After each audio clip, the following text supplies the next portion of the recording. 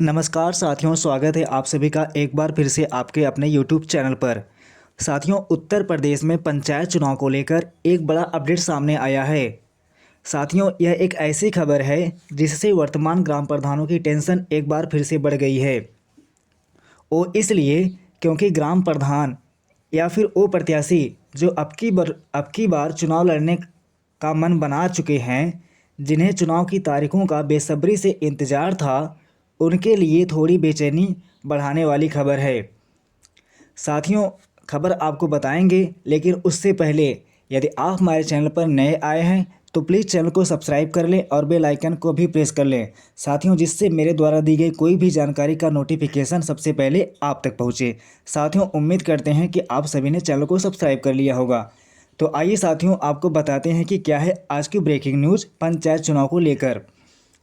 साथियों, आपको बता दें कि पंचायत चुनाव को लेकर अटकलों का दौर कम नहीं हो रहा है।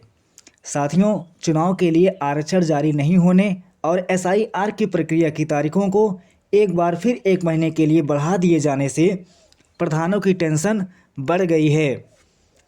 साथियों, इन दोनों वजहों से चुनाव समय से होगा या इसकी तारीख आगे बढ़ेगी, इसको लेकर संशय बना हुआ है, जिससे वर्तमान प्रधान और संभावित उम्मीदवार खुलकर अपने गांव में खर्च नहीं कर पा रहे हैं।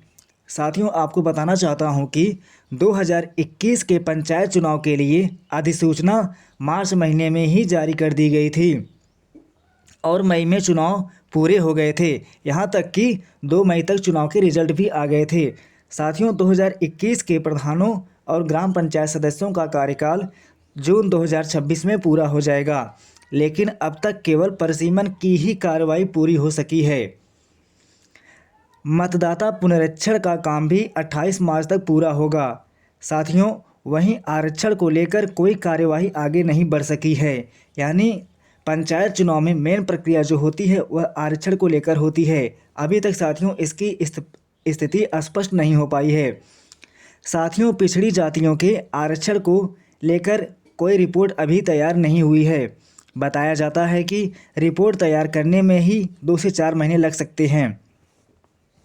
साथियों, इसके बाद ग्राम प्रधान और ग्राम वार्ड के पदों पर आरक्षण जारी होगा। उसके बाद चुनाव की अधिसूचना जारी होगी। साथियों, इधर एसआईआर में दावे आपत्ति की तारीख 6 मार्च तक बढ़ा दी गई है। साथियों, एसआईआर करने वाले बीएलओ ही पंचायत चुनाव भी करवाएंगे। ऐसे में मार्च तक मतदाता संबंधी कार्य ही होंगे। साथियों, अगर अभी आरक्षण को लेकर कार्यवाही आगे नहीं बढ़ी तो वह अप्रैल या मई तक जा सकती है, लेकिन अभी इसकी भी उम्मीद नहीं है। ऐसे में चुनाव समय से होंगे या देरी से होंगे, इसको लेकर संशय बना हुआ है। साथियों, यूँ कहें तो चुनाव लड़ने के लिए वर्तमान प्रधान व सदस्य लगे हुए हैं, लेकिन आरक्षण व तारीख स्पष्ट नहीं होने से वे खुलकर प्रचार नहीं कर पा रहे हैं। हालांकि साथियों, कुछ लोगों ने तो गांव में होर्डिंग व बैनर लगाकर संकेत दे दिया है कि मौका मिलते ही वह चुनाव मैदान में जरूर कूदेंगे।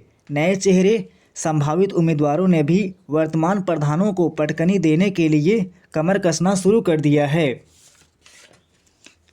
समय पूरा होते ही प्रधानों का कार्यकाल समाप्त हो जाएंगे। साथियों, 5 वर्ष का कार्यकाल पूरा होने के पहले यदि चुनाव नहीं होगा और चुनाव देरी से होता है तो ग्राम पंचायत के कार्यों का संचालन प्रशासक करते हैं। ऐसे में मई जून तक भले ही चुनाव ना हो, लेकिन प्रधानों का सभी अधिकार स्वतः ही समाप्त हो जाएगा।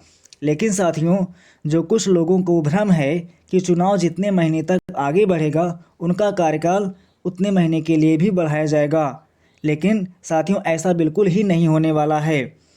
जैसे ही प्रधानों का कार्यकाल समाप्त होगा, प्रशासक जो है अपनी कमान संभाल लेंगे। तो इस तरीके से ग्राम प्रधानों के लिए बड़ी टेंशन वाली बात हो सकती है, क्योंकि अभी तक जो प्रक्रिया है चुनाव को वो आगे नहीं बढ़ पाई है। ऐसे में आगे क्या होता है, वीडियो से बने रहिए साथियों, चैनल से जुड़े रहिए। मैं आपको जल्द ही बताऊंगा इस पर क्या निर्णय होने वाला है। तो आज के लिए बस इतना ही।